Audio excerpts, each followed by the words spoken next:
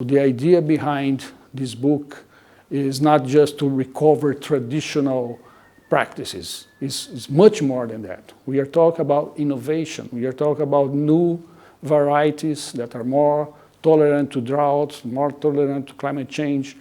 We are talking about new seed systems, local production of seeds, better seeds to the growers. We are talking about better soil management, soil health. We are talking about increase of water productivity, better use of water. We are talking about better control of pests and diseases. We are talking about improvement of research and development. So this is key for this process. If we don't validate new practices, new approaches, we cannot succeed. So that will depend on the countries, on the local governments.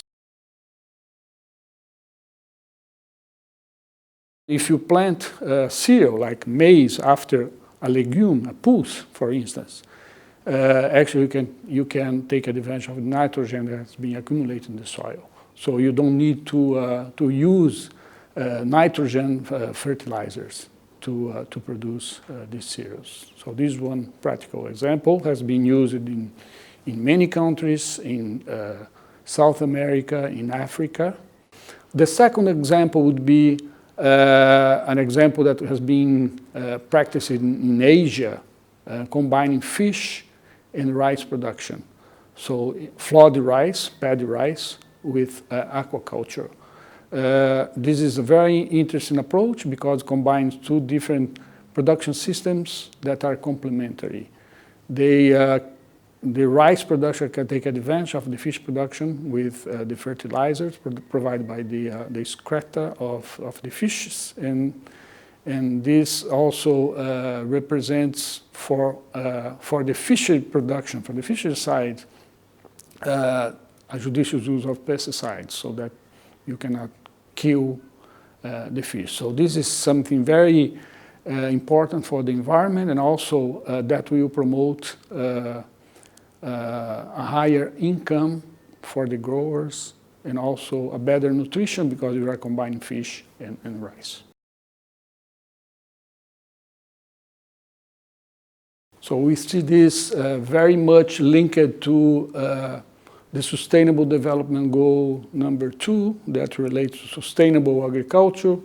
And of course, all these practices, they are very much linked to sustainability because we are looking not only in terms of saving the environment and producing more with less, but also taking advantage of the biodiversity, of the natural resource that we have, clear water, producing in a way that we don't degrade the environment. So those issues related to this book, they are closely linked to particular to this Sustainable Development Goal, the Agenda 2030.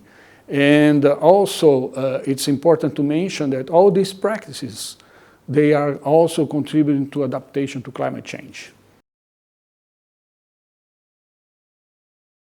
The advantage for the farmers in considering this new approach of save and grow is that they can produce more with less. They will save pesticides, they will save fertilizers, and also they will diversify their source of income.